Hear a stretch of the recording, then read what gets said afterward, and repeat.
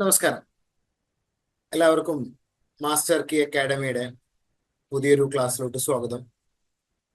നമ്മളിന്നിവിടെ ഈ ഒരു ക്ലാസ്സിലൂടെ നിങ്ങളുടെ HSA സോഷ്യൽ സയൻസുമായിട്ട് ബന്ധപ്പെട്ടിട്ടുള്ള കുറച്ച് പ്രീവിയസ് ഇയർ ക്വസ്റ്റ്യൻസ് ആണ് ഡിസ്കസ് ചെയ്യാൻ വേണ്ടിയിട്ട് പോകുന്നത്. കഴിഞ്ഞ ക്ലാസ്സിൽ നമ്മളത് ഡിസ്കസ് ചെയ്തിട്ടുണ്ട്. അതിന്റെ ഒരു കണ്ടിന്യൂവേഷൻ ആണ് ഇന്നത്തെ ഈ ഒരു ക്ലാസ്. സോ PYQ ഡിസ്കഷന്റെ പാർട്ട് 2 ആണ് നമ്മൾ ഇന്ന് ഈ ഒരു ക്ലാസ്സിലൂടെ ഡിസ്കസ് ചെയ്യാൻ വേണ്ടിയിട്ട് പോകുന്നത്. സോ എല്ലാവർക്കും ഒരിക്കൽ കൂടി മാസ്റ്റർ കെ അക്കാഡമിയുടെ പുതിയൊരു ക്ലാസ്സിലോട്ട് സ്വാഗതം. സോ ഫസ്റ്റ് ക്വസ്റ്റ്യൻ നമുക്ക് ഡിസ്കസ് ചെയ്യാം. First question 2016 Tamil medium HSA social സയൻസിന് ചോദിച്ചിട്ടുള്ള ഒരു ചോദ്യമാണ്. ചോദ്യം എങ്ങനെയാണ്?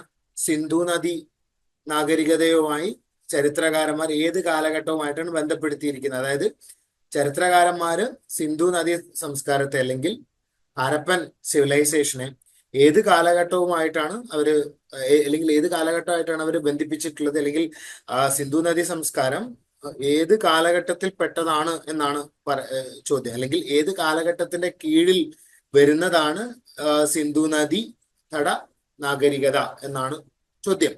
ഓക്കെ. വേദകാലം, ഇരുമ്പുകാലം, വെങ്കലകാലം, മുകളിലുള്ളവയൊന്നുമല്ല. ഓക്കെ. സോ പറയൂ, ഏതാണ്? ഇതൊക്കെ ഇവിടെ നമ്മൾ ഡിസ്കസ് ചെയ്യുന്ന ചോദ്യങ്ങളുണ്ടല്ലോ, തമിഴ്, കന്നഡ, ഇതൊക്കെ ക്വസ്റ്റ്യൻ പേപ്പറിൽ നിന്നുള്ള ചോദ്യങ്ങൾ നമ്മൾ ഗൂഗിൾ ട്രാൻസ്ലേറ്റ് ചെയ്തിട്ട് മലയാളത്തിലാക്കി കൊണ്ടുവരുന്നതാണ്. ഓക്കെ. സോ അപ്പോൾ അതിൽ ചിലപ്പോ ചില മിസ്റ്റേക്കുകളും കാര്യങ്ങളൊക്കെ ഉണ്ടായേക്കാം. ഓക്കെ. സോ ഇത് പറയൂ, ഈ സിന്ധു നദീതട സംസ്കാരം ഏത് കാലഘട്ടവുമായിട്ട് ബന്ധപ്പെട്ടുള്ളത്? വേദകാലഘട്ടമാണോ, ഇരുമ്പ് കാലഘട്ടമാണോ, അല്ലെങ്കിൽ വെങ്കല കാലഘട്ടമാണോ? ഇരുമ്പ് കാലഘട്ടമല്ല എന്നുള്ള കാര്യം നമുക്ക് എല്ലാവർക്കും ഉറപ്പിക്കുക. കാരണം എന്താണെന്ന് അറിയോ? കാരണം ഇരുമ്പ് ഹരപ്പൻ നാഗരികയുടെ സമയത്ത് ഇരുമ്പ് കണ്ടെത്തിയിട്ടില്ല.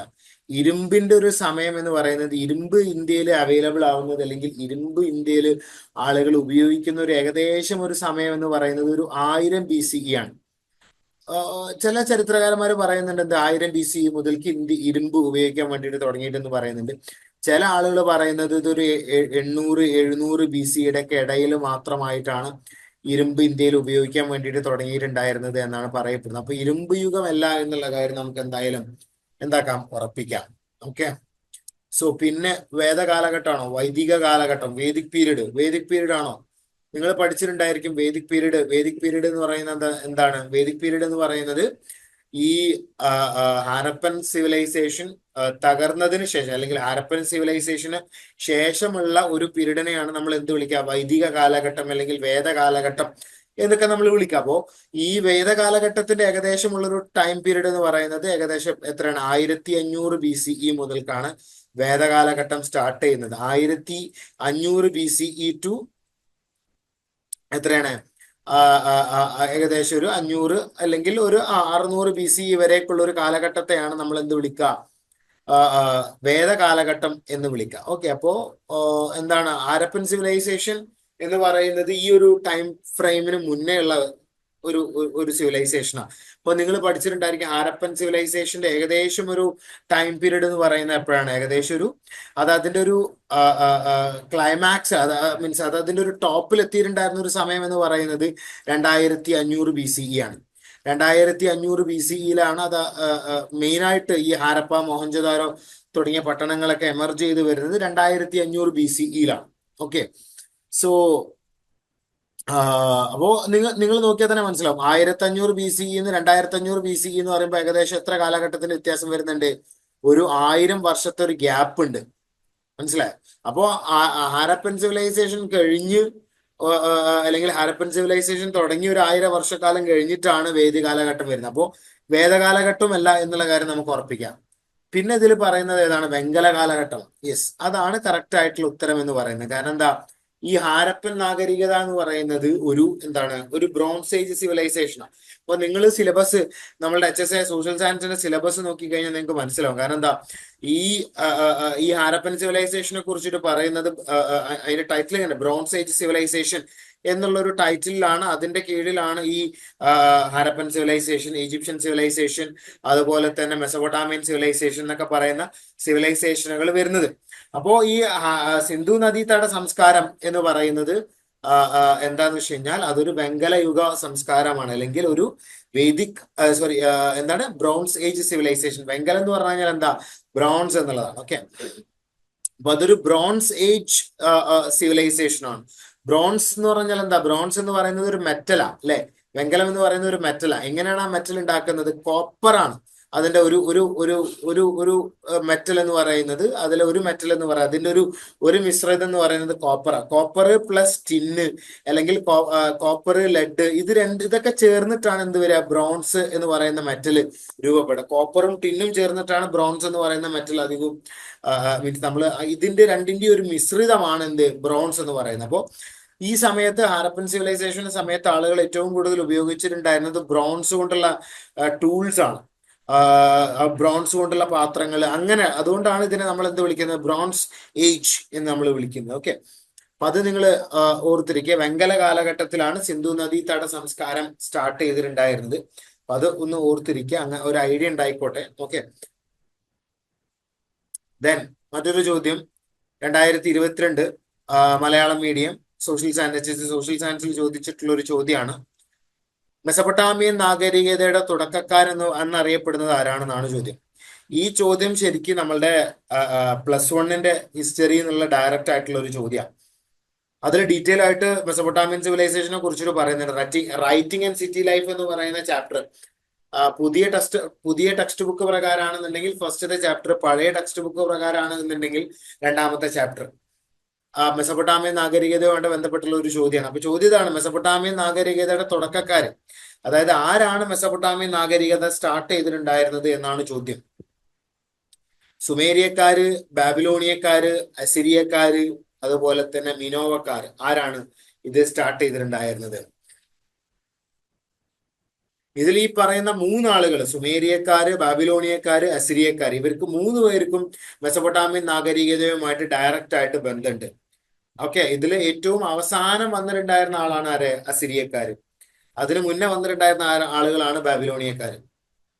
അതിനു മുന്നേ വന്നിട്ടുണ്ടായിരുന്ന ആളുകളാണ് സുമേരിയക്കാർ. അപ്പോ ഈ നാഗരികത, മെസപ്പൊട്ടാമിയൻ നാഗരികതയുടെ തുടക്കക്കാര്, അല്ലെങ്കിൽ മെസപ്പൊട്ടാമിയൻ നാഗരികത സ്റ്റാർട്ട് ചെയ്തിട്ടുണ്ടായിരുന്ന ഒരു ടീം, ഒരു ഒരു ഒരു ഒരു ഗ്രൂപ്പ് എന്ന് പറയുന്നത് ആരാണ്, സുമേരിയക്കാരാണ്. നിങ്ങൾ ഇതിനെ കുറിച്ചിട്ട് പഠിച്ചിട്ടുണ്ടായിരിക്കും, നിങ്ങളുടെ വേൾഡ് ഹിസ്റ്ററിയിലെ ഒരു മൊഡ്യൂളിൽ നിങ്ങൾ പഠിച്ചിട്ടുണ്ടായിരിക്കും. സുമേരിയക്കാരാണ് ശരിക്കും എന്താക്കിയിട്ടുണ്ടായിരുന്നത്, ഇത് സ്റ്റാർട്ട് ചെയ്തിട്ടുണ്ടായിരുന്നത്. ഓക്കെ, സുമേരിയക്കാർക്ക് ശേഷം പിന്നീട് ബാബിലോണിയക്കാര് വരുന്നുണ്ട്, അതിനുശേഷം അസിരിയക്കാരൊക്കെ വരുന്നുണ്ട്. അപ്പൊ അത് നിങ്ങൾ ഓർത്തിരിക്കുക. ഇതിലാണ് ഈ ബാബിലോണിയക്കാരനായിരുന്നു ആര്, നമ്മളുടെ ഇയാള് ആരാണ്, പല്ലിന് പല്ല് കണ്ണിന് കണ്ണ് എന്ന് പറയുന്ന ആളുണ്ടല്ലോ, അങ്ങനെ പറഞ്ഞിട്ടുണ്ടായിരുന്ന ആള്, അയാളുടെ പേര് കിട്ടുന്നില്ല, മറന്നുപോയി. അദ്ദേഹം ഹമ്മുറാബി, യെസ്, ഹമ്മുറാബി ബാബിലോണിയക്കാരനാണ്. ബാബിലോണിയയുടെ സമയത്ത് ഈ സി ഈ മെസപ്പൊട്ടാമിയൻ സിവിലൈസേഷന്റെ ഒരു പ്രത്യേകത എന്താ വെച്ചാൽ, അത് ഈ ഹാരപ്പൻ സിവിലൈസേഷൻ പോലെയല്ല. ഒരുപാട് ഡിഫറെന്റ് ആയിട്ടുള്ള വംശങ്ങളാണ് അതിനെ ഓരോ കാലഘട്ടങ്ങളിലും മുന്നോട്ട് കൊണ്ടുപോയിട്ടുണ്ടായിരുന്നത് എന്നുള്ളതാണ്. ഇപ്പൊ ആദ്യം ആര് വരുന്നുണ്ട്, സുമേരിയക്കാർ വരുന്നുണ്ട്, അതിനുശേഷം ബാബിലോണിയക്കാർ വരുന്നുണ്ട്, അതിനുശേഷം അസിരിയക്കാർ വരുന്നുണ്ട്. മനസ്സിലായി? അപ്പൊ അങ്ങനെ ഡിഫറെന്റ് ആയിട്ടുള്ള ഗ്രൂപ്പുകളാണ് ഈ സിവിലൈസേഷൻ ലീഡ് ചെയ്തിട്ടുണ്ടായിരുന്നത്. അപ്പോ ഇതിന്റെ തുടക്ക കാലഘട്ടം എന്ന് പറയുന്ന ആരാണ്, സുമേരിയക്കാരാണ്. അപ്പൊ അത് നിങ്ങൾ ഓർത്തിരിക്കുക, മറക്കരുത്.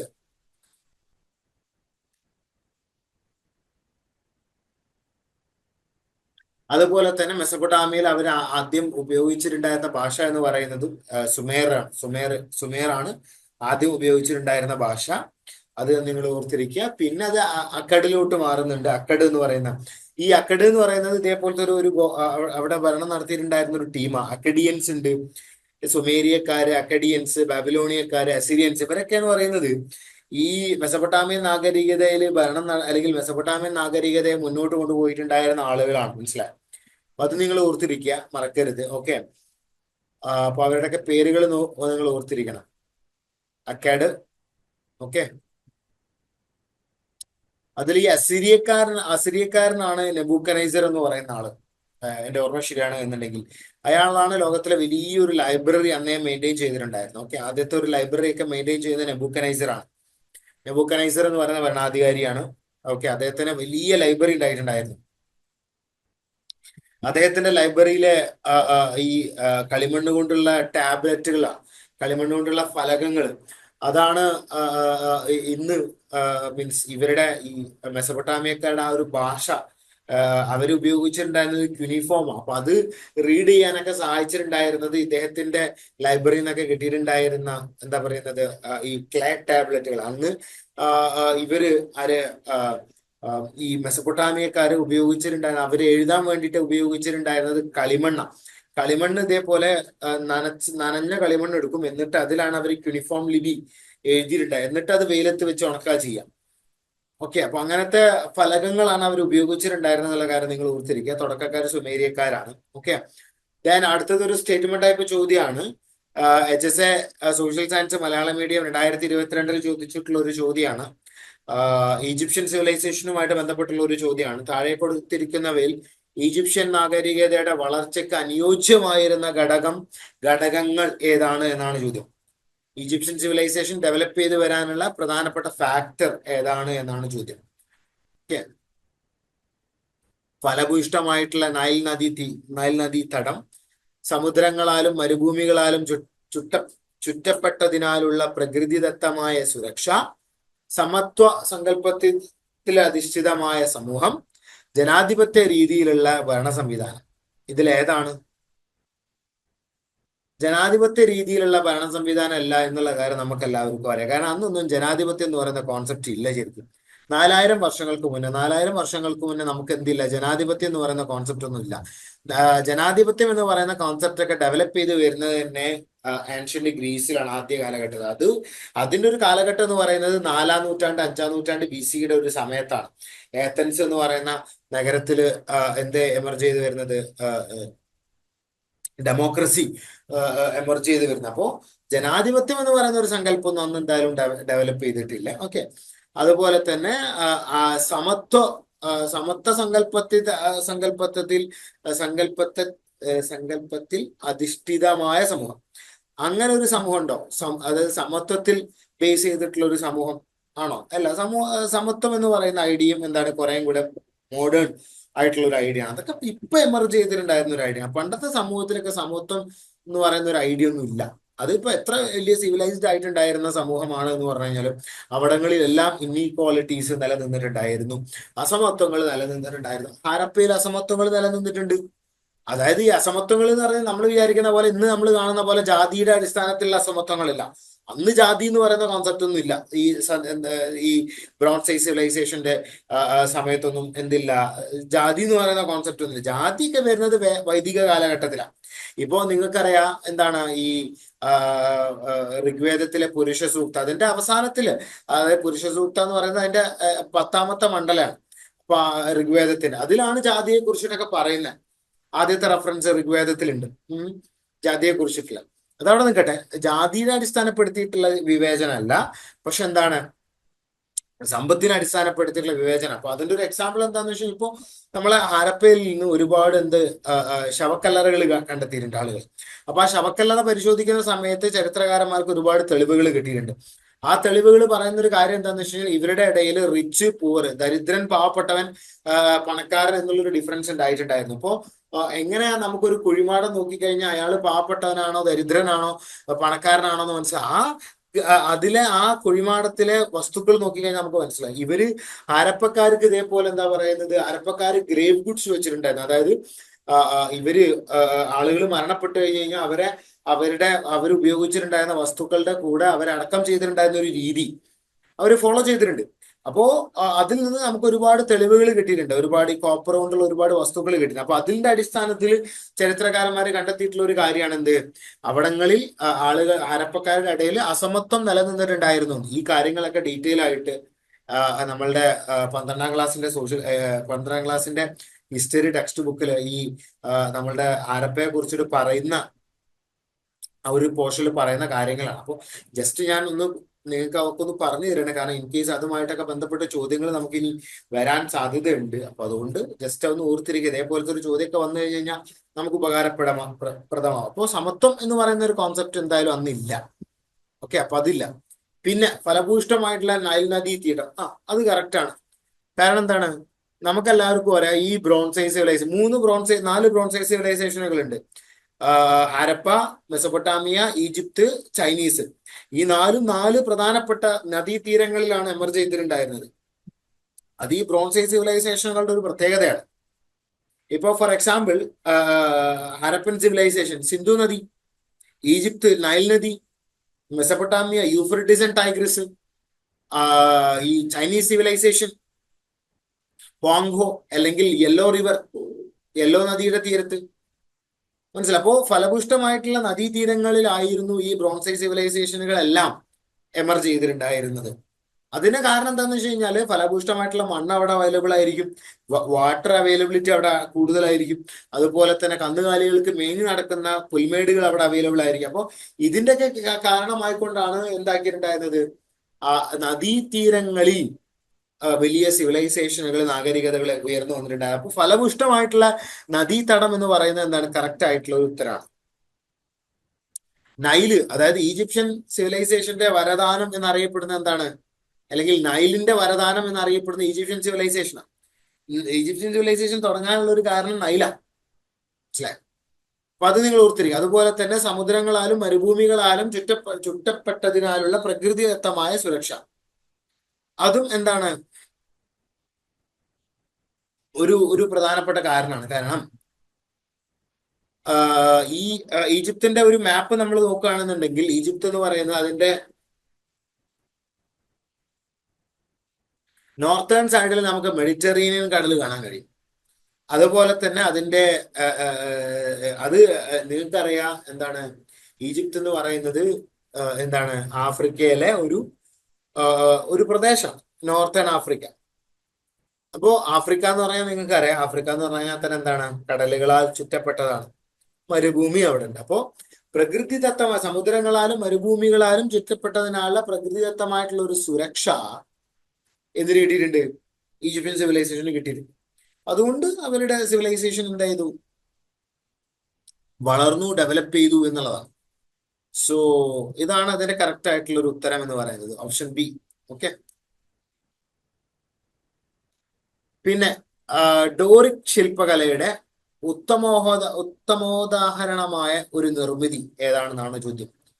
ഈ ചോദ്യം ശരിക്കും നിങ്ങളുടെ വേൾഡ് ഹിസ്റ്ററിയിലെ ഇതിൽ നിന്നുള്ളതാണ്. ഏത് വേൾഡ് ഹിസ്റ്ററിയിലെ ഗ്രീക്കോ റോമൻ സിവിലൈസേഷൻ എന്ന് പറയുന്ന ഒരു ചാപ്റ്റർ ഉണ്ട്, അതിൽ നിന്നുള്ള ഒരു ഭാഗമാണ്. അതായത് നമ്മളുടെ മൊഡ്യൂൾ നമ്പർ 1 രണ്ടാമത്തെ യൂണിറ്റ്, അതിലാണ് ഗ്രീക്കോ റോമൻ സിവിലൈസേഷനെ കുറിച്ചിട്ട് പറയുന്നത്. അപ്പൊ അതുമായിട്ട് ബന്ധപ്പെട്ടുള്ള ഒരു ചോദ്യമാണ്.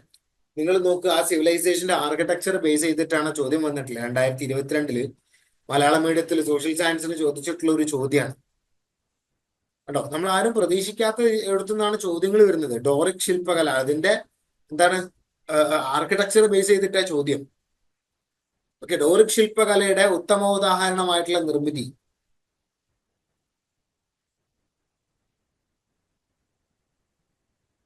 ഫ്രാൻസിലെ മൈസൺ ക്യാരി, മെസൊപ്പൊട്ടാമിയയിലെ സിഗരത്ത്, റോമിലെ കൊളോസിയം, ഗ്രീസിലെ പാർത്തനോൺ. ഇതിലേതാണ്?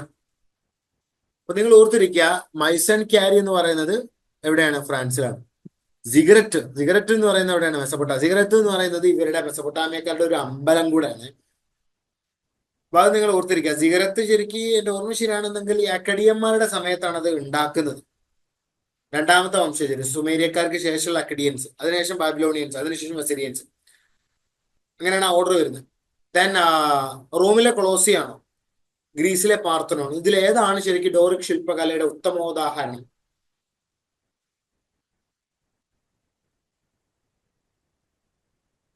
ഞാൻ പറയാം, റോമിലെ കൊളോസിയം, ഗ്രീസിലെ പാർത്തനോൺ. ഏതാണ് കറക്റ്റ് ആയിട്ടുള്ള ഉത്തരം എന്ന് പറയുന്നത്? ഇതാണ്, ഗ്രീസിലെ പാർത്തനോൺ ആണ്. ഗ്രീസിലെ പാർത്തനോൺ എന്ന് പറയുന്നത് ഫുൾ മാർബിൾ കൊണ്ട് ഉണ്ടാക്കിയിട്ടുണ്ടായിരുന്ന ഒരു ബിൽഡിംഗ് ആണ്. അത് പുരാതന ഗ്രീസില്, അതായത് ഈ പാർത്തനോൺ എന്ന് പറയുന്നത് എന്റെ ഓർമ്മ ശരിയാണ് എന്നുണ്ടെങ്കിൽ അഥീന എന്ന് പറയുന്ന ഗ്രീക്ക് ദേവതയുടെ ഒരു ടെമ്പിൾ ആണ് ഈ പാർത്തനോൺ എന്ന് പറയുന്നത്. അത് ശരിക്കും ബിൽഡ് ചെയ്തിട്ടുണ്ടായിരുന്നത് പെരിക്ലിസ് എന്ന് പറയുന്ന ഒരാളുടെ സമയത്താണ്. പെരിക്ലിസ് എന്ന് പറയുന്ന ഭരണാധികാരി ഗ്രീസിലെ ഒരു സിറ്റി സ്റ്റേറ്റ് ആയിട്ടുണ്ടായിരുന്ന എന്താണ്, ഗ്രീസിലെ ഒരു സിറ്റി സ്റ്റേറ്റ് ആയിട്ടുണ്ടായിരുന്ന ഏഥൻസിൽ ഭരണം നടത്തുന്ന സമയത്താണ് എന്താക്കുന്നത്, ആ, ഈ പാർത്തനോൺ എന്ന് പറയുന്ന ടെമ്പിള് കൺസ്ട്രക്ട് ചെയ്യുന്നത് അദ്ദേഹം. അപ്പൊ അത് നിങ്ങൾ ഓർത്തിരിക്കുക. പെരിക്ലിസ് ഭരിച്ച പ്രദേശമാണ് ഏത്തൻസ്, ഗ്രീസിലെ ഏത്തൻസ്. ഗ്രീസിലെ ഏത്തൻസ് എന്ന് പറയുന്നത് എന്താണ്? ഒരു സിറ്റി സ്റ്റേറ്റ് ആണ്. സിറ്റി സ്റ്റേറ്റ് എന്ന് പറഞ്ഞാൽ എന്താ? ഒരു ചെറിയൊരു നാട്ടുരാജ്യം പോലത്തെ ഒരു സെറ്റപ്പ്. പക്ഷെ അവിടെ എന്താ? ഡിഫറെന്റ് ആയിട്ടുള്ള ഗവൺമെന്റുകളാണ് ഇപ്പോൾ ഭരണം നടത്തുക. അപ്പോൾ നിങ്ങൾ കേട്ടിട്ടുണ്ടായിരിക്കും സ്പാർട്ട, ഏത്തൻസ്, കോറിന്ത്, തീബ്സ്, ഇതൊക്കെയാണ് ഗ്രീസിലെ പ്രധാനപ്പെട്ട ആ, എന്ത് ആ, ഗ്രീസിലെ പ്രധാനപ്പെട്ട സിറ്റി സ്റ്റേറ്റുകൾ എന്ന് പറയുന്നത്. അപ്പൊ ഇതില് ഇപ്പൊ സ്പാർട്ടയുടെ കേസ് എടുക്കുകയാണെന്നുണ്ടെങ്കിൽ സ്പാർട്ടയിൽ മിലിറ്ററി അഡ്മിനിസ്ട്രേഷനാണ് നടന്നിട്ടുണ്ടായിരുന്നത്. ഏത്തൻസിൽ ഡെമോക്രസിയാണ് നടന്നിട്ടുണ്ടായിരുന്നത്. മനസ്സിലായി? അപ്പൊ ഡിഫറെന്റ് ആയിട്ടുള്ള ഫോംസ് ആണ് ഓരോ ഗവൺമെന്റുകളും ഓരോ സ്ഥലങ്ങളിലും ഓരോ ഗവൺമെന്റുകൾ ഫോളോ ചെയ്തിട്ടുണ്ട്. അപ്പൊ ഗ്രീസിൽ പെരിക്ലിസിന്റെ നേതൃത്വത്തിലാണ് ഭരണം നടന്നിട്ടുണ്ടായിരുന്നത്. ഗ്രീസല്ല, ഏത്തൻസിൽ. അപ്പൊ അദ്ദേഹത്തിന്റെ സമയത്ത് അദ്ദേഹം എന്ത് ചെയ്തു? പാർത്തനോൺ എന്ന് പറയുന്ന ടെമ്പിള് കെട്ടി. ആ പാർത്തനോൺ എന്ന് പറയുന്നത് ഡോറിക് ശില്പകലയുടെ ഉത്തമ ഉദാഹരണമാണ്. ഡോറിക് ശില്പകല എന്ന് പറയുന്നത് എന്താ? ഒരുപാട് പില്ലറുകൾ ഉണ്ടായിരിക്കും. ആ പില്ലറുകളുടെ മുകളിലായിരിക്കും ആ മെയിൻ സ്ട്രക്ചറിന്റെ റൂഫ് ഉണ്ടായിരിക്കാം. ഓക്കെ, അതായത് ഫോർ എക്സാമ്പിൾ ഇങ്ങനെ തൂണുകൾ ഉണ്ടായിരിക്കും. ഓക്കെ, അതുപോലെ ഇവിടെയൊക്കെ ഓരോരോ ചിത്രപ്പണികളും കാര്യങ്ങളൊക്കെ ഉണ്ടായിരിക്കും. ഓക്കെ, എന്നിട്ട് ഇതിന്റെ മുകളിലാണ് എന്ത് വരിക? തൂണ് വരിക. ഓക്കെ, അതായത് ഇങ്ങനെയുള്ള ഈ ഒരു ഷേപ്പിലുള്ള ആ ഒരു തൂണ് വരിക. ഓക്കെ, എന്നിട്ട് അതിന്റെ താഴെ ഇങ്ങനെ ബിൽഡിങ്ങുകൾ വരും. സോ ഇതാണ് ആ ഒരു ഇത്. പാർത്തനോൺ ഒന്നുമല്ല കേട്ടോ. പാർത്തനോണൊക്കെ നിങ്ങൾ ജസ്റ്റ് ഗൂഗിൾ ചെയ്താൽ തന്നെ കിട്ടും. ഞാൻ ജസ്റ്റ് നിങ്ങൾക്ക് മനസ്സിലാവാൻ വേണ്ടിയിട്ട് കൊണ്ടുവന്നതാണ്. ഡോറിക് എന്ന് പറഞ്ഞാൽ ഇതേപോലെ പില്ലറുകൾ ഉണ്ടായിരിക്കും. ആ പില്ലറുകളുടെ മുകളിൽ ഒരു ക്യാപിറ്റൽ ഉണ്ടായിരിക്കും. ക്യാപിറ്റൽ എന്ന് പറഞ്ഞാൽ അതിന്റെ ഒരു തലഭാഗം. ഓക്കെ, അതിനെയാണ്. അപ്പൊ അങ്ങനെയുള്ള ഒരു സെറ്റപ്പ് ഉണ്ടാവാറുണ്ട്. അതിനെയാണ് നമ്മൾ എന്ത് വിളിക്കുക? ഡോറിക് ശില്പകല, ഡോറിക് ആർക്കിടെക്ചർ എന്ന് നമ്മൾ വിളിക്കുക. അപ്പൊ അത് നിങ്ങൾ ഒന്ന് ഓർത്തിരിക്കുക.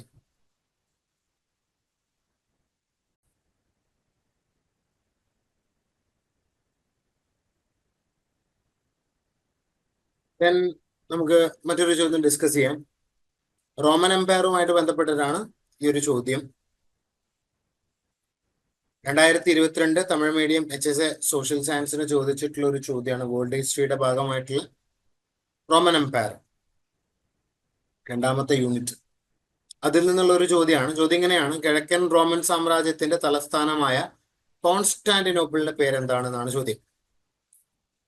എന്താണ് കിഴക്കൻ റോമൻ സാമ്രാജ്യത്തിന്റെ തലസ്ഥാനം? അപ്പൊ അതിൽ നിന്ന് തന്നെ നമുക്കൊരു ഇൻഫർമേഷൻ അവൈലബിൾ ആണ്. എന്താണത്? കിഴക്കൻ റോമൻ സാമ്രാജ്യത്തിന്റെ തലസ്ഥാനം എവിടെയാണ്? കോൺസ്റ്റാന്റിനോപ്പിൾ ആണ് എന്നുള്ള കാര്യത്തിൽ നിന്ന് വ്യക്തമാണ്. അപ്പൊ കോൺസ്റ്റാന്റിനോപ്പിളിന്റെ പേരെന്താണ് എന്നാണ് ചോദ്യം. Byzantium, Carthage, Alexandria, Athens? എന്താണ്? പറയൂ, എന്താണ് കോൺസ്റ്റാന്റിനോപ്പിളിന്റെ പേര്? നിങ്ങൾക്ക് അറിയാവുന്ന ഒരു സംഭവമാണ്. കോൺസ്റ്റാന്റിനോപ്പിൾ ഏത് പേരിലാണ് അറിയപ്പെട്ടിട്ടുണ്ടായിരുന്നത്? കോൺസ്റ്റാന്റിനോപ്പിളിന്റെ ഇപ്പോഴത്തെ പേരെന്താ? ഇപ്പോഴത്തെ പേര് ഇസ്താംബൂൾ എന്നാണ്. നിങ്ങൾക്കറിയാം, തുർക്കിയുടെ ക്യാപിറ്റൽ ആണ് ഇസ്താംബൂൾ. അവിടെയാണ് നമ്മളുടെ മറ്റേ ഹാഗിയ സോഫിയ ഒക്കെ ഉള്ളത്. ഓക്കെ, ഇസ്താംബൂൾ, അതാണ് കോൺസ്റ്റാന്റിനോപ്പിളിന്റെ ഇപ്പോഴത്തെ പേര്. അപ്പോൾ അതിന് മുന്നേ കോൺസ്റ്റാന്റിനോപ്പിൾ ആവുന്നതിന് മുന്നുള്ള പേരായിരിക്കുന്നത്. കോൺസ്റ്റാന്റിനോപ്പിൾ ആയത് എപ്പോഴാണ്? കോൺസ്റ്റന്റൈൻ എന്ന് പറയുന്ന ചക്രവർത്തി അദ്ദേഹത്തിന്റെ തലസ്ഥാനം എങ്ങോട്ടേക്ക് മാറ്റിയപ്പോഴാണ്?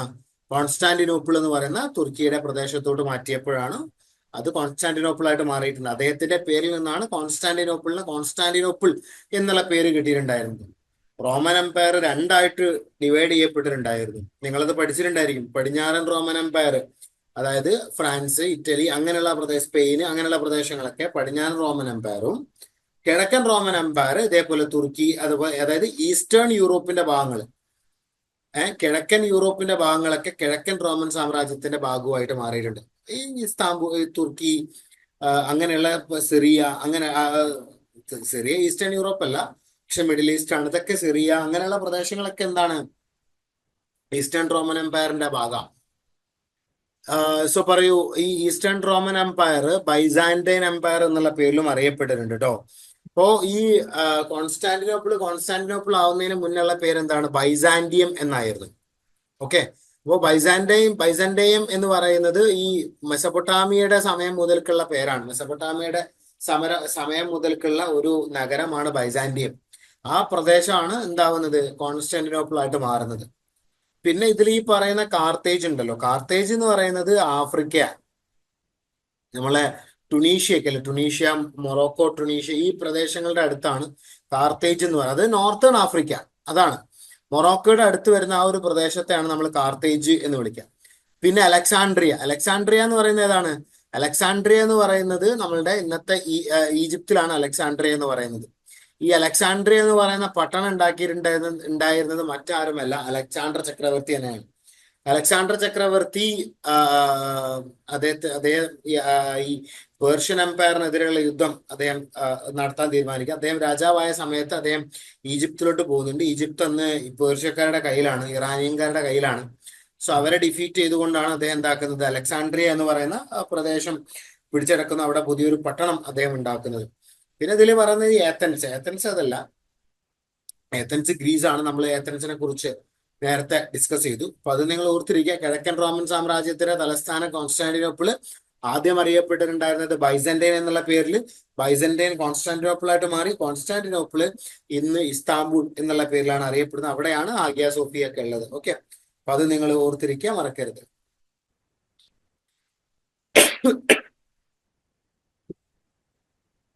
ദെൻ ഗ്രീക്ക് ഹിസ്റ്ററിയുമായിട്ട് ബന്ധപ്പെട്ടിട്ടുള്ള ഒരു ചോദ്യമാണ്, ഗ്രീക്ക് സിവിലൈസേഷനുമായിട്ട് ബന്ധപ്പെട്ടുള്ള ഒരു ചോദ്യമാണ്. ഗ്രീക്ക് അല്ല, സോറി, റോമൻ. ഓക്കെ, റോമൻ സിവിലൈസേഷനുമായിട്ട് ബന്ധപ്പെട്ടുള്ള ഒരു ചോദ്യമാണ്. സൗന്ദര്യത്തിന്റെ റോമൻ ദേവത ആരാണ്?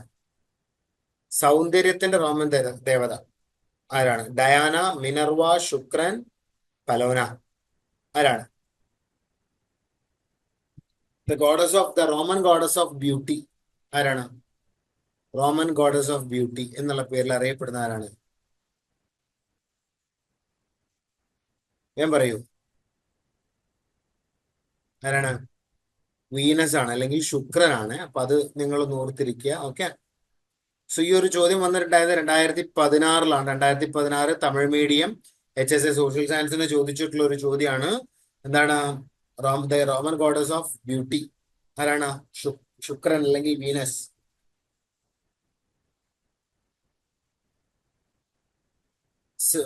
മറ്റൊരു ചോദ്യം ഇതേപോലെ ഗ്രീക്കോ റോമൻ സിവിലൈസേഷനുമായിട്ട് ബന്ധപ്പെട്ടിട്ട് തന്നെയാണ്. ചോദ്യം ഇങ്ങനെയാണ്, തത്വചിന്തയുടെ രാജാവ് എന്നറിയപ്പെടുന്നത് ആരാണെന്നാണ് ചോദ്യം. എന്താണ് തത്വചിന്തയുടെ രാജാവ്, ദ കിങ് ഓഫ് ഫിലോസഫി എന്നുള്ള പേരിൽ അറിയപ്പെടുന്ന ആരാണ്? അരിസ്റ്റോട്ടില്, ജെയ്സ് മില്ല്, റൂസോ, പ്ലാറ്റോ. ഈ ഒരു ചോദ്യം വന്നിട്ടുണ്ടായത് 2016 2016 കന്നഡ മീഡിയം HSA സോഷ്യൽ സയൻസിന് ചോദിച്ചിട്ടുള്ള ഒരു ചോദ്യമാണ്. തത്വചിന്തയുടെ രാജാവ്, ഫിലോസഫി, കിങ് ഓഫ് ഫിലോസഫി അല്ലെങ്കിൽ ഫിലോസഫർ കിങ് എന്നുള്ള പേരിൽ അറിയപ്പെട്ടിട്ടുണ്ടായിരുന്നത് ആരാണ് എന്നാണ് ചോദ്യം. ഫിലോസഫർ കിങ് എന്നുള്ള പേരിൽ അറിയപ്പെട്ടിട്ടുണ്ടായിരുന്ന ഒരു ഇന്ത്യൻ രാജകുമാരനുണ്ട്. അദ്ദേഹമാണ് ദാരാഷിക്കോ, മുഗൾ ചക്രവർത്തി ഷാജഹാന്റെ മകൻ ദാരാഷിക്കോ. അദ്ദേഹം ഇതേപോലെ ഫിലോസഫർ കിങ് എന്നുള്ള പേരിൽ അദ്ദേഹം അറിയപ്പെട്ടിട്ടുണ്ട്. അപ്പോൾ ഇവിടെ തത്വചിന്തയുടെ രാജാവ് ആരാണ്? തത്വചിന്തയുടെ രാജാവ് ആരാണ്? അരിസ്റ്റോട്ടിലാണ്. അത് നിങ്ങൾ ഓർത്തിരിക്കുക. അരിസ്റ്റോട്ടിലാണ് തത്വചിന്തയുടെ രാജാവ് എന്നുള്ള പേരിൽ അറിയപ്പെട്ടിട്ടുണ്ടായിരുന്നത്, ഓർത്തിരിക്കുക. ദെൻ മറ്റൊരു ചോദ്യം, പേർഷ്യൻ ഭരണാധികാരിയെ പരാജയപ്പെടുത്തി ഗ്രീക്ക് സാമ്രാജ്യം വിപുലീകരിച്ച അലക്സാണ്ടർ ഏത് ഗ്രീക്ക് തത്വചിന്തകന്റെ ശിഷ്യനായിരുന്നു എന്നാണ് ചോദ്യം. അതായത് അലക്സാണ്ടർ ആരെ പരാജയപ്പെടുത്തി? പേർഷ്യക്കാരെ, ഇറാനിയൻകാരെ പരാജയപ്പെടുത്തി. എന്നിട്ട് ഗ്രീക്ക് സാമ്രാജ്യം വിപുലീകരിച്ചു. അപ്പൊ അദ്ദേഹം ഏത് തത്വചിന്തകന്റെ ശിഷ്യനാണ് എന്നാണ് ചോദ്യം.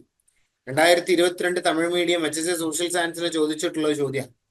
അദ്ദേഹം പ്ലാറ്റോയുടെ ശിഷ്യനാണോ? അദ്ദേഹം സോക്രട്ടീസിന്റെ ശിഷ്യനാണോ? അദ്ദേഹം അരിസ്റ്റോട്ടലിന്റെ ശിഷ്യനാണോ എന്നാണ് ചോദ്യം. ആരുടെ ശിഷ്യനാണ് അദ്ദേഹം? പറയൂ. അലക്സാണ്ടർ ചക്രവർത്തി ആരുടെ ശിഷ്യനാണ്?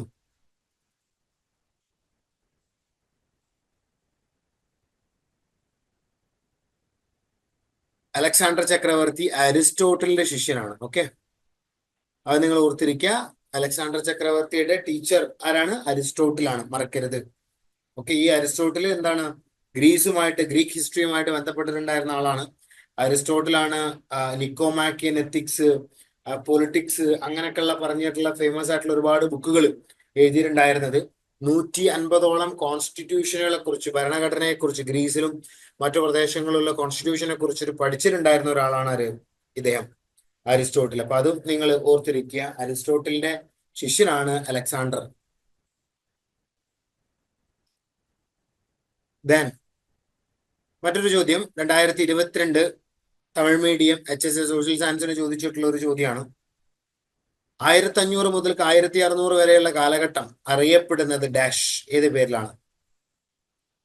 1500 മുതൽ 1600 വരെയുള്ള കാലഘട്ടം ഏത് പേരിലാണ് അറിയപ്പെടുന്നത് എന്നാണ് ചോദ്യം. നമ്മളുടെ വേൾഡ് ഹിസ്റ്ററിയുമായിട്ട് ബന്ധപ്പെട്ടുള്ള ഒരു ചോദ്യമാണ്. പറയൂ, ഏത് പേരിലാണ് അറിയപ്പെട്ടിട്ടുണ്ടായിരുന്നത്? എലിസബത്തൻ കാലഘട്ടം, ഷേക്സ്പിയർ കാലഘട്ടം, നവോത്ഥാന കാലഘട്ടം, കോപ്പർനിക്കസ് കാലഘട്ടം ഏത് പേരിലാണ് അറിയപ്പെടുന്നത്? അല്ലെങ്കിൽ ഏതൊക്കെ പേരിലാണ് അറിയപ്പെടുന്നത്? Elizabethan, Shakespeare, renaissance, Copernicus. 1500 മുതൽ 1600 വരേക്കുള്ള കാലഘട്ടം. പറയൂ, ഏത് കാലഘട്ടമാണ്, ഏത് പേരിലാണ് അറിയപ്പെട്ടിട്ടുണ്ടായിരുന്നത്? ഈ സമയം അറിയപ്പെട്ടിട്ടുണ്ടായിരുന്നത് 3 പേരുകളിലാണ്: എലിസബത്തൻ കാലഘട്ടം, ഷേക്സ്പിയറിയൻ കാലഘട്ടം, നവോത്ഥാന കാലഘട്ടം. സോ ഈ 1500 മുതൽ 1600 വരേക്കുള്ള കാലഘട്ടത്തെ നമ്മൾ വിളിക്കുന്ന പേരാണ് എന്ത്? റെനേസൻസ് എന്ന് പറയുന്നത്. നവോത്ഥാനം, റീവൈവല്, റീബർത്ത്, ഇതൊക്കെയാണ് അതിന്റെ അർത്ഥം നവോത്ഥാനത്തിന്റെ. അപ്പോ നവോത്ഥാനം, അപ്പൊ ആ ഒരു സമയത്താണ് എലിസബത്ത് രാജ്ഞി രാജ്യം ഭരിച്ചിട്ടുണ്ടായിരുന്നത് ഇംഗ്ലണ്ടിൽ.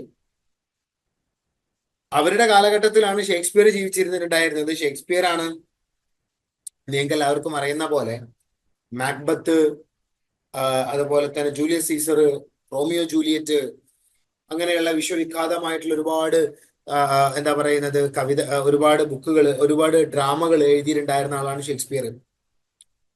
ഓക്കെ, സോ ഷേക്സ്പിയറൻ കാലഘട്ടം എന്നുള്ള പേരിലും നവോത്ഥാന കാലഘട്ടം, എലിസബത്തൻ കാലഘട്ടം, ഇങ്ങനെ 3 പേരുകളിൽ ഇത് അറിയപ്പെട്ടിട്ടുണ്ട്. ഈ ഒരു കാലഘട്ടം 1500 മുതൽ 1600 വരേക്കുള്ള ഒരു കാലഘട്ടം. അപ്പൊ അത് നിങ്ങൾ ഓർത്തിരിക്കുക. Then 2016 Malayalam medium HSS social സയൻസിന് ചോദിച്ചിട്ടുള്ള മറ്റൊരു ചോദ്യമാണ്. നവോത്ഥാന സാഹിത്യത്തിന്റെ പ്രഭാത നക്ഷത്രം എന്ന് വിശേഷിപ്പിക്കപ്പെടുന്നത് ആരാണ്? നവോത്ഥാന സാഹിത്യം, അതായത് റെനേസൻസ് ലിറ്ററേച്ചർ, റെനേസൻസ് ലിറ്ററേച്ചറിന്റെ പ്രഭാത നക്ഷത്രം എന്നുള്ള പേരിൽ ദ മോർണിംഗ് സ്റ്റാർ ഓഫ് എന്ത് റെനേസൻസ് ലിറ്ററേച്ചർ എന്നുള്ള പേരിൽ അറിയപ്പെടുന്ന ആരാണ് എന്നറിയപ്പെട്ടിട്ടുണ്ടായിരുന്ന ഇറ്റാലിയൻ കവി ആരാണ് എന്നാണ് ചോദ്യം. Petrarch, Boccaccio, Dante, Machiavelli. ആരാണ്? ഇവരെല്ലാവരും 4 ആളുകളും ഇറ്റലിക്കാർ തന്നെയാണ്. അതിലൊരു സംശയമില്ല. എഴുത്തുകാരനും കവികളൊക്കെയാണ് 4 ആളുകളും. അതില് മാക്കിയവെല്ലി അങ്ങനെ കവിതകളൊന്നും എഴുതിയിട്ടില്ല. ഡ്രാമ എഴുതിയിട്ടുണ്ട്. മൺട്രോഗോല എന്ന് പറയുന്ന ഒരു ഡ്രാമ മാക്കിയവെല്ലി എഴുതിയിട്ടുണ്ട്. പിന്നെ എഴുതിയിട്ടുള്ള ബുക്കാ പ്രിൻസ് എന്ന് പറയുന്ന ബുക്ക്, ഹിസ്റ്ററി ഓഫ് ഫ്ലോറൻസ് എന്ന് പറയുന്ന ബുക്കൊക്കെയാണ് അദ്ദേഹം എഴുതിയിട്ടുണ്ടായിരുന്നത്. ബാക്കിയുള്ള ആളുകൾ കവിതകളും കഥകളൊക്കെ എഴുതിയിട്ടുണ്ടായിരുന്ന ആളുകളാണ്. Petrarch, Boccaccio, Dante. അപ്പൊ പറഞ്ഞു, ആരാണ്? നവോത്ഥാന സാഹിത്യത്തിന്റെ പ്രഭാത നക്ഷത്രം എന്നുള്ള പേരിൽ അറിയപ്പെട്ടിട്ടുണ്ടായിരുന്ന മറ്റാരുമല്ല, പെട്രാർ.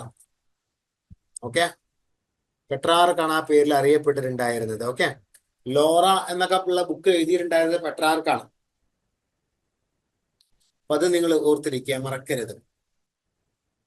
Then 2016 Tamil medium HSS social സയൻസിന് ചോദിച്ചിട്ടുള്ള മറ്റൊരു ചോദ്യമാണ്. ഉട്ടോപ്പിയ എന്ന പുസ്തകം എഴുതിയത് ആരാണ്? ഉട്ടോപ്പിയ എന്ന് പറയുന്ന ബുക്ക് എഴുതിയിട്ടുണ്ടായിരുന്ന ആരാണ്? Raphael, Galileo, Martin Luther, Thomas more.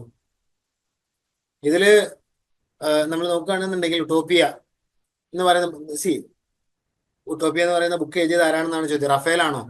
Rafale ആ കാലഘട്ടത്തിൽ ജീവിച്ചിരുന്നിട്ടുണ്ടായിരുന്ന ഒരു പെയിന്റർ ആണ്, അല്ലെ? റഫേല് നിങ്ങൾ കേട്ടിട്ടുണ്ടായിരിക്കും. റഫേലിനെ കുറിച്ചിട്ട് സിസ്റ്റീൻ മഡോണ എന്നൊക്കെ പറയുന്ന വളരെ ഫേമസ് ആയിട്ടുള്ള പെയിന്റിങ് ചെയ്തിട്ടുണ്ടായിരുന്ന ആള്, സ്കൂൾ ഓഫ് ഏത്തൻസ് എന്നൊക്കെ പറയുന്ന പെയിന്റിങ്ങുകൾ റെനേസൻസിന്റെ സമയത്ത് ചെയ്തിട്ടുണ്ടായിരുന്ന ആളാണ് റഫേല്. അപ്പൊ റഫേൽ അല്ല, കാരണം ഈ ബുക്ക് എഴുതിയത് ആരാണെന്നാണ് ചോദ്യം. ഗലീലിയോ ആണോ? ഗലീലിയോ ഒരു ശാസ്ത്രജ്ഞനാണ്, അല്ലെ?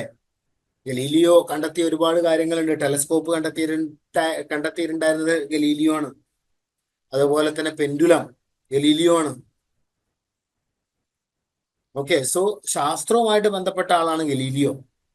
പിന്നെ മാർട്ടിൻ ലൂതർ ആണോ? മാർട്ടിൻ ലൂതർ ആരാണ്? മാർട്ടിൻ ലൂതർ ഇതിന്റെ മതനവീകരണത്തിന്റെ നേതാവാണ് മാർട്ടിൻ ലൂതർ. ജർമ്മൻകാരനാണ് മാർട്ടിൻ ലൂതർ. നിങ്ങളിതൊക്കെ പഠിച്ചിട്ടുണ്ടായിരിക്കും. മാർട്ടിൻ ലൂതറിന്റെ ജർമ്മൻകാരന് മാർട്ടിൻ ലൂതർ, അദ്ദേഹത്തിന്റെ 95 തീസിസ്, അദ്ദേഹം റെഫർമേഷൻ സ്റ്റാർട്ട് ചെയ്തു. ഓക്കെ. പിന്നെ അദ്ദേഹമാണ് ഒരുപാട് ആളുകളെ സ്വാധീനിച്ചിട്ടുണ്ടായിരുന്നത്, മാർട്ടിൻ ലൂതർ. ഓക്കെ. ദെൻ ഇപ്പൊ മാർട്ടിൻ ലൂതർ അല്ല, പിന്നുള്ളത് ആരാണ്? Thomas More. കറക്റ്റ് ആണ്. ഉട്ടോപ്പിയ എന്ന് പറയുന്ന ബുക്ക് എഴുതിയിട്ടുണ്ടായിരുന്ന ആരാണ്? തോമസ് മൂർ ആണ്. അപ്പൊ അത് നിങ്ങൾ ഓർത്തിരിക്കുക. തോമസ് മൂർ ആണ് ഉട്ടോപ്പിയ എന്ന് പറയുന്ന ബുക്ക് എഴുതിയിട്ടുണ്ടായിരുന്നത്. ഉട്ടോപ്പിയ, അതുപോലെ തന്നെ ഡിസ്റ്റോപ്പിയ എന്നൊക്കെയുള്ള പേരിൽ ബുക്കുകൾ എഴുതിയിട്ടുണ്ടായിരുന്നത് മറ്റാരുമല്ല, തോമസ് മൂർ ആണ്. ദെൻ മറ്റൊരു ഫേമസ് ആയിട്ടുള്ള ഒരു ഇമ്പോർട്ടന്റ് ആയിട്ടുള്ള ഒരു ചോദ്യമാണ് 2016 കന്നഡ മീഡിയത്തിൽ ചോദിച്ചിട്ടുള്ള ചോദ്യം, HSS social science Kerala PSC. കൊളംബസിന്റെ ജന്മസ്ഥലം ഏതാണ് എന്നാണ് ചോദ്യം. കൊളംബസ് നിങ്ങൾ പഠിച്ചിട്ടുണ്ടായിരിക്കും. കൊളംബസ് അമേരിക്കയുടെ ചില ദ്വീപുകളൊക്കെ കണ്ടെത്തിയിട്ടുണ്ടായിരുന്ന ആളാണ് കൊളംബസ്. അമേരിക്ക മൊത്തത്തിൽ കണ്ടെത്തിയിട്ടുണ്ടായിരുന്നത് അദ്ദേഹമല്ല, അമേരിക്കയിലെ ചില ദ്വീപുകൾ കണ്ടെത്തിയിട്ടുണ്ടായിരുന്നത് കൊളംബസ് ആണ്. സോ കൊളംബസിന്റെ ജന്മസ്ഥലം ഏതാണ് എന്നാണ് ചോദ്യം. Genoa, Portugal, Geneva, Germany. Columbus പറഞ്ഞു. ഏതാണ്? സാന്റാമറിയ എന്ന് പറയുന്ന കപ്പലിലാണ് അദ്ദേഹം അമേരിക്കയിലോട്ട് വന്നിട്ടുണ്ടായിരുന്നത്. അമേരിക്കയിലെ കരീബിയൻ ഐലൻഡ് കണ്ടെത്തുന്നത് ഇദ്ദേഹമാണ്, കൊളംബസ് ആണ്. ഇന്ത്യയാണെന്ന് തെറ്റിദ്ധരിച്ചുകൊണ്ടാണ് കണ്ടെത്തുന്നത്.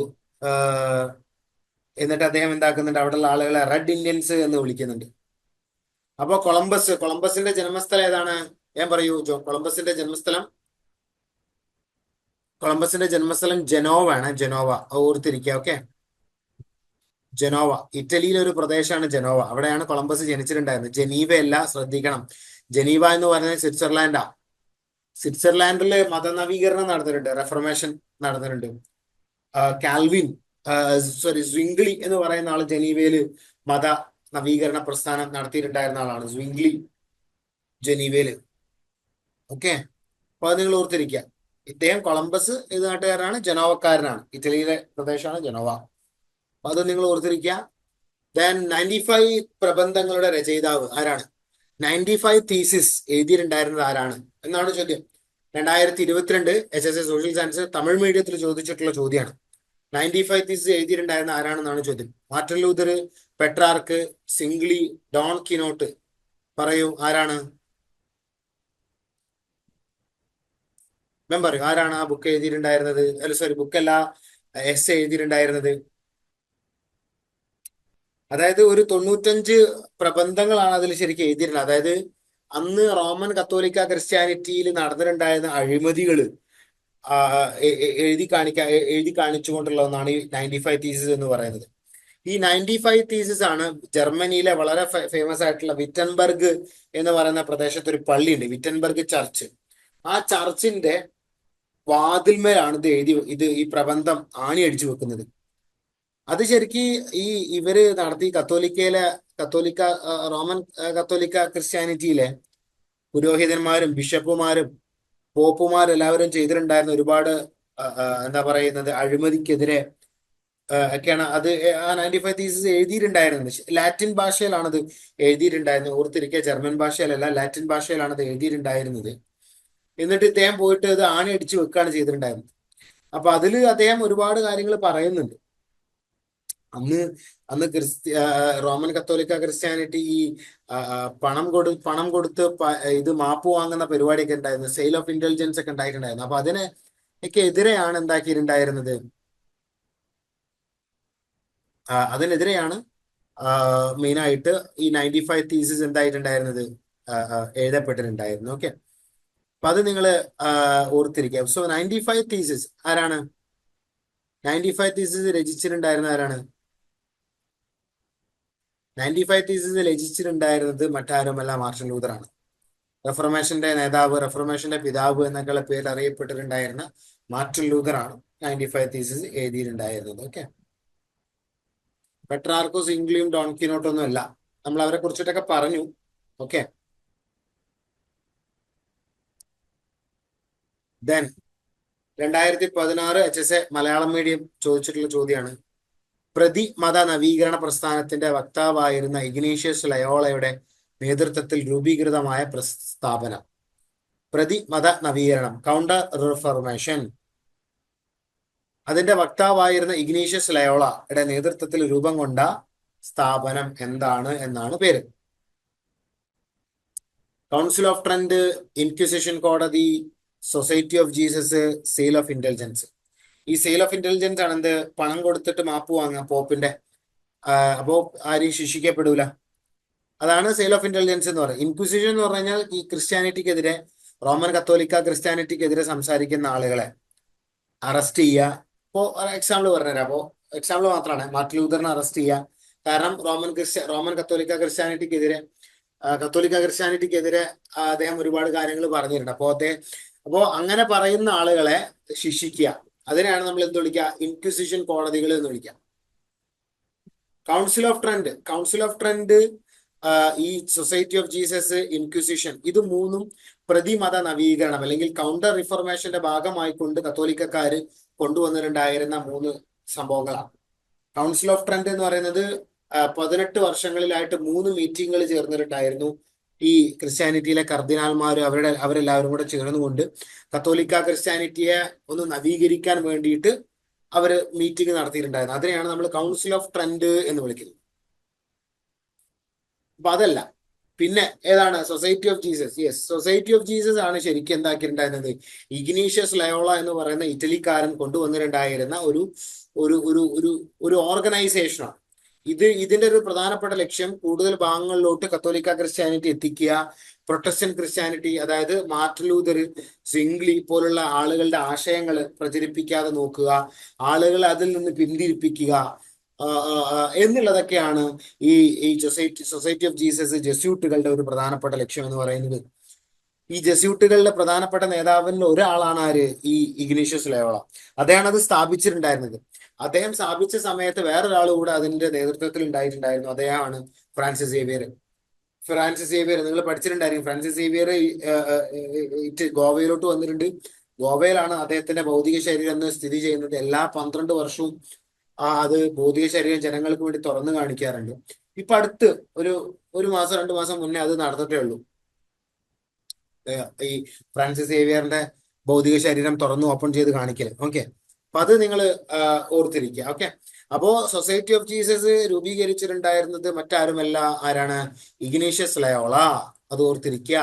അത് എന്തിന്റെ ഭാഗമായിട്ടാണ്? കൗണ്ടർ റിഫർമേഷൻ, പ്രതിമത നവീകരണ പ്രസ്ഥാനത്തിന്റെ ഭാഗമായിക്കൊണ്ടാണ് ഇത് രൂപീകൃതമായിട്ടുണ്ടായിരുന്നത്. അപ്പൊ അത് നിങ്ങൾ ഓർത്തിരിക്കുക.